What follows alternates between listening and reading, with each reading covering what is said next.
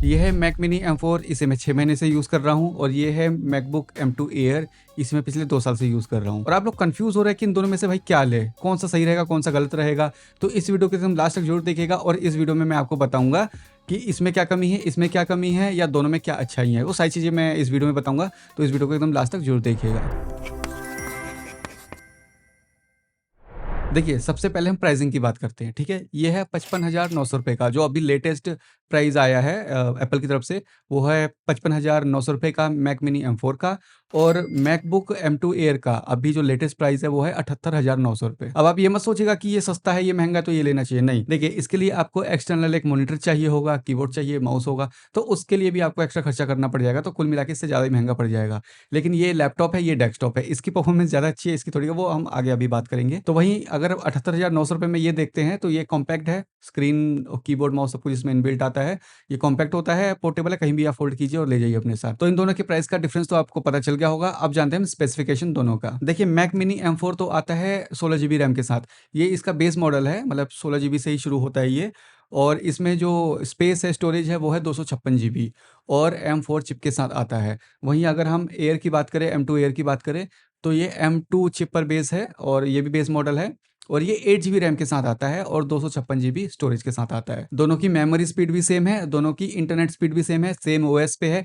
Difference ज़्यादा नहीं है, 19-20 का फ़र्क है, ये 20 होगा, ये 19 होगा बस। और अगर दोनों की हम परफॉर्मेंस की बात करें, मतलब जितना मैंने एक्सपीरियंस किया है, तो आपने 19-20 का तो मुहावरा सुना होगा, लेकिन ये 18-20 है, ये 20 है, तो ये 18 है, बस इतना ही डिफरेंस है, ज़्यादा ज़मीन आसमान का फ़र्क नहीं है। परफॉर्मेंस लगभग-लगभग सेम है, 18-20 आप समझ सकते हैं। अगर आप मैक मिनी M4 के साथ जाते हैं, तो अगेन इसके साथ आपको कुछ चीज़ें चाहिए होगी, जैसे एक्स्ट्रा मॉनिटर, कीबोर्ड, माउस ये सब चाहिए होगा, लेकिन M2 एयर के साथ अगर जाते हैं, तो इसके लिए आपको कुछ भी नहीं चाहिए होगा, इसके लिए ये प्लस पॉइंट है। चलिए, अब इसके प्रोज़ की बात करते हैं। देखिए, इस पे सबसे पहले तो आप मल्टीपल मॉनिटर यूज़ कर सकते हैं, इसके कंपैरिज़न में इस पे भी आऊँगा, लेकिन इसकी हम पहले बात करते हैं। इस पे आप मल्टीपल मॉनिटर यूज़ कर सकते हैं, आपको जितने भी साइज़ की स्क्रीन चाहिए, वो आप यूज़ कर सकते हैं। 32 इंच, 22 इंच, 42 इंच, 52 इंच, जितना मर्ज़ी आप यूज़ करना चाहें, आप कर सकते हैं, परफॉर्मेंस इसकी कम नहीं होगी। चलिए, अब हम M2 एयर के प्रोज़ की बात करते हैं। देखिए, सबसे बड़ा प्लस पॉइंट तो यही है कि ये इंडिपेंडेंट है। इसको किसी चीज़ की ज़रूरत नहीं है, ना मॉनिटर की, ना कीबोर्ड, माउस की, सब इसमें इनबिल्ट है। पावर बैकअप की भी इसकी कोई ज़रूरत नहीं है, मतलब कि पोर्टेबल है, कहीं भी आप ले जाइए और बस प्लग प्ले वाली बात है, आप इसको स्टार्ट कीजिए और यूज़ करना शुरू कर दीजिए। चलिए, अब मैक मिनी M4 के कॉन्स की बात कर लेते हैं, मतलब इसमें क्या बुराई है? देखिए, सबसे बड़ी, अगर इसमें इससे कंपेयर कर रहा हूँ, तो इसकी बुराई मैं बता रहा हूँ कि ये डेस्कटॉप है, आप इसको हर जगह नहीं ले जा सकते हैं। मतलब इसको तो ले जा सकते हैं, लेकिन मॉनिटर, कीबोर्ड, माउस हर जगह नहीं ले जा सकते हैं, क्योंकि इतना बड़ा स्पेस नहीं होता है कहीं भी आने-जाने के लिए। और इसके एक और कॉन्स की मैं बात करूँ, तो इसके लिए आपको पावर बैकअप भी चाहिए। मतलब कि इसके लिए, इसमें तो इनबिल्ट बैटरी होती है, इसके लिए आपको पावर बैकअप चाहिए। जैसे कि अगर आपके घर में बिजली की समस्या हो रही है, बार-बार लाइट आ रही है, जा रही है, या तो आपको एक इन्वर्टर की ज़रूरत होगी, या फिर आप यूपीएस से भी काम चला सकते हैं, लेकिन हाँ, चाहिए ज़रूर। बस इसका कॉन्स यही है, इसके अलावा इसमें और कोई कमी नहीं है। चलिए, अब M2 एयर के कॉन्स की बात कर लेते हैं, मतलब इसमें क्या बुराई है। देखिए, सबसे पहला तो ये कि इसके कंपैरिज़न में इसका परफॉर्मेंस थोड़ा-सा आपको कम देखने को मिलेगा, ठीक है? दूसरा कि आप इसपे मल्टीपल मॉनिटर यूज़ नहीं कर सकते हैं।